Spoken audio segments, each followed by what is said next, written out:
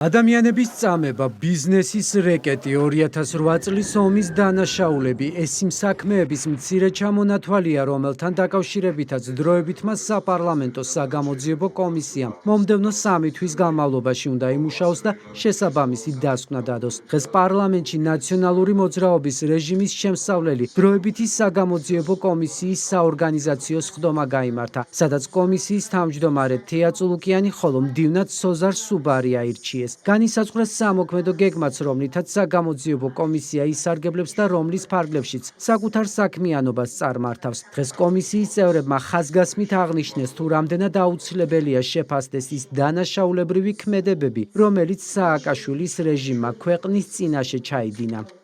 შეუძლებელია ააშენოს სამართლებრივი სახელმწიფო, თუ წარსულს სწორად არ შეაფასებდა. შეფასება ბოლო-ბოლო გაკეთებული აქვს არაერთხელ, თუნდაც სტრასბურგის ადამიანის უფლებათა სასამართლოს, ადამიანის უფლებათა ევროპულ სასამართლოს და ხშირად ვიმეორებთ, მაგრამ კიდევ ერთხელ ვიტყვი, იმ საქმეში ოჩიგავა საქართველოს წინააღმდეგ, როცა თქვა, რომ ადგილი ქონდა სისტემურ დანაშაულს, სისტემურ და სისტემატიურ დანაშაულს. ეს უკვე ვალდებულებაც არის სახელმწიფოს დაგვავალა პირდაპირ, რომ გავხსნათ საქმე და ეს შესაბამისი შეფასება ჩვენც უნდა მივცეთ. ეს არის ადამიანის უფლებების მიმართულება, სადაც კატასტროფა იყო და ამის ძალიან ბევრი წყარო გვაქვს. ეს არის საკუთრების უფლებები, რაზეც ბატონმა ილიამ ბრძანა და შესაბამისი დეპარტამენტიც იყო შექმნილი, არის შექმნილი დღესაც პროკურატურაში. ეს არის საქმეები, რაც არის დაკავშირებული 2008 წელს მომხდარ მოვლენებთან, ომთან და ომში სახელმწიფოს წინააღმდეგ ჩადენილ ღალატთან და რატო ჩააბარეს კოდორის ხეობა. ეს ისეთი საკითხებია, რომელიც არ შეიძლება შეფასების გარეშე დარჩეს.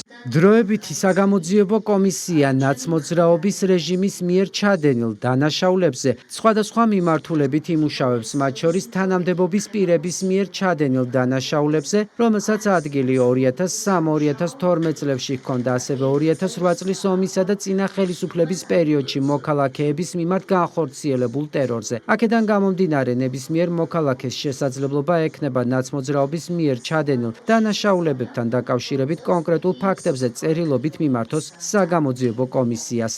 მოქალაქეებისგან, რა თქმა უნდა, ჩვენ უნდა მივიღოთ ინფორმაცია, ვისაც ამისი სურვილი ექნება. პირველ რიგში ეს უნდა იყოს წერილობითი მომართვა. სასურველია, რომ ყველა მოქალაქე, ვისაც გაუჩნდება სურვილი, არ არის აუცილებელი ეს იყოს მხოლოდ მსხვერპლი, ეს შეიძლება იყოს მოწმე ან მონაწილე იმ პროცესის, რომლის აღწერაც სურს ჩვენს წინაშე, უნდა მოგმართოს წერილობით, ვინაიდან მოცულობა და პერიოდი დიდია, ძალიან მადლიერი ვიქნები მე პირადად, როგორც კომისიის თავმჯდომარე, თუ კი ამგვარი მომართვები იქნება კონკრეტული ფაქტებით. უკვე ცნობილია, რომ ის ადამიანები, რომლებიც თავად ამ დანაშაულების ავტორები არიან, კომისიის საქმიანობაში არ ჩაერთვებიან, თუმცა საპარლამენტო საგამოძიებო კომისია უფლებამოსილების ფარგლებში ყველა მათგანს დაიბარებს და გამოკითხავს. შესაბამისად, ნაციონალური მოძრაობის წევრებს კანონიც ავალდებულებს, რომ საგამოძიებო კომისიის წევრების მოთხოვნის საფუძველზე სხდომებზე გამოცხადდნენ და მათთვის არასასურველ კითხვებსაც უპასუხონ. ნაციონალური მოძრაობა ითანამშრომლებს თუ არა, ეს კითხვა არ ისმის, იმიტომ რომ კანონით მათ აქვთ თანამშრომლობის ვალდებულება. და თუ რომელიმე მათგანი, მას შემდეგ რაც ჩვენ მოვიწევთ მოსმენაზე, უარს განაცხადებს მობრძანებაზე, ამისთვის ჩვენი კანონმდებლობა ითვალისწინებს საკმაოდ მკაცრ პასუხისმგებლობას. შესაბამისად, კითხვა ბატონებო, ქალბატონებო, ითანამშრომლებთ თუ არა, ჩვენთან არ ისმის.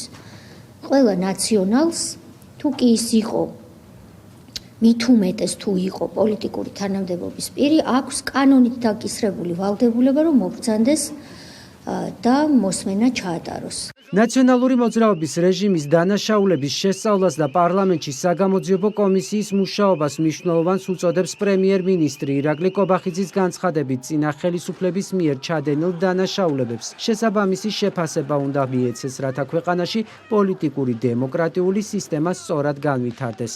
ეს პროცესი წარიმართება საჯაროდ საზოგადოების წინაშე და კიდევ ერთხელ უნდა გავიხსენოთ ყველა ის დანაშაული, რომელიც მაშინდელმა რეჟიმმა ჩაიდინა 2004-2012 წლებში. ეს არის შეგახსენებთ უმძიმესი დანაშაულები, ეს არის უამრავი ადამიანის მკვლელობა, ადამიანების წამება, სისტემური დანაშაული, რაც ხდებოდა ციხეებში, ეს იყო ბიზნესის სისტემური რეკეტი, რაც შეეხო 10,000-ობით ადამიანს ჩვენს ქვეყანაში.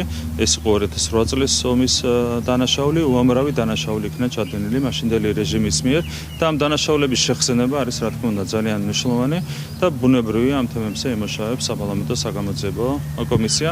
მე ვფიქრობ, რომ ძალიან მნიშვნელოვანი იქნება ამ გამოძიების შედეგები იმისათვის, რომ სწორი მიმართულებით განვითარდეს ჩვენი პოლიტიკური დემოკრატიული სისტემა. ნაციონალური მოძრაობის რეჟიმის შემსწავლელი დროებითი საგამოძიებო კომისია მომდევნო 3 თვის განმავლობაში არაერთი მნიშვნელოვანი და გახმაურებული საქმის განხილვას გეგმავს. მართლგუნში ამბობენ, რომ სააკაშვილის რეჟიმის შესაბამისი შეფასების შემდეგ მოქალაქეებს შესაძლებლობა ექნებათ მეტი ინფორმაცია გაიგონ იმ ძალადობრივ ქმედებებზე, რომელსაც სააკაშვილის ხელისუფლება ახორციელებდა.